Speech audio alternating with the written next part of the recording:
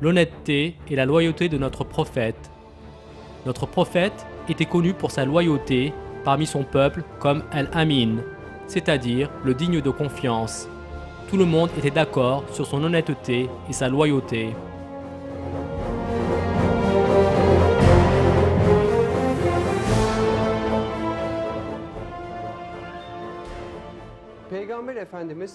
Le visage de notre prophète était tellement rayonnant et noble qu'il convainquait de son honnêteté tous ceux qui le voyaient.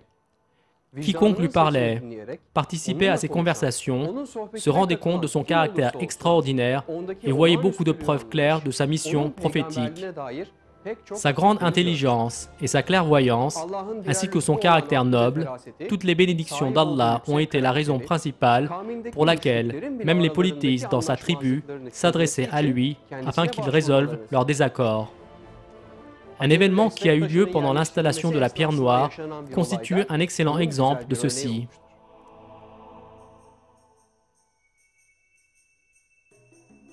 La Kaaba, construite par les prophètes Abraham et Ismaël, avait été gravement endommagée par la pluie et les inondations et avait besoin d'être réparée. Les Qurayshites ont décidé de la démolir et de la reconstruire. On a demandé de l'aide et procuré les matériaux nécessaires. Ils l'ont démolie jusqu'à la fondation que le prophète Abraham avait faite et ont commencé à reconstruire les murs. Cependant, ils n'ont pas pu s'accorder quand le moment était venu de remettre la pierre noire à sa place. Chacun des clans voulait avoir cet honneur. Ils ont donc décidé que la première personne qui entrerait par la porte de Harem serait l'arbitre et qu'on obéirait à la décision qu'elle prendrait. Selon les récits, la première personne qui est entrée par cette porte a été le prophète Mohammed, qui était encore un jeune adulte de 30 ans. Ils en ont fait l'arbitre. Sur l'ordre du prophète, chaque représentant de toutes les tribus a tenu un coin de l'étoffe sur laquelle il avait placé la pierre. De cette façon, ils ont transporté la pierre noire jusqu'à l'endroit où elle serait placée.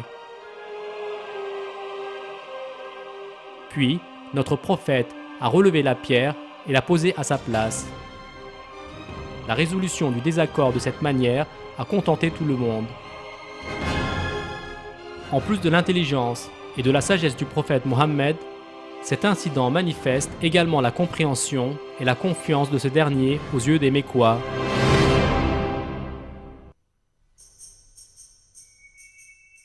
Les savants musulmans ont narré ses valeurs morales supérieures et ses vertus dont les compagnons ont témoigné tout au long de leur vie.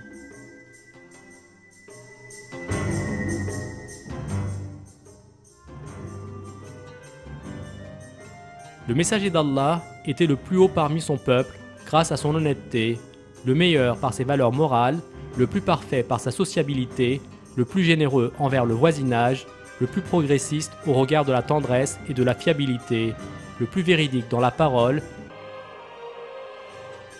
et celui qui attachait la plus grande importance à la décence et à la modestie. Il s'entendait très bien avec tout le monde. C'est la raison pour laquelle on l'appelait Al-Amin.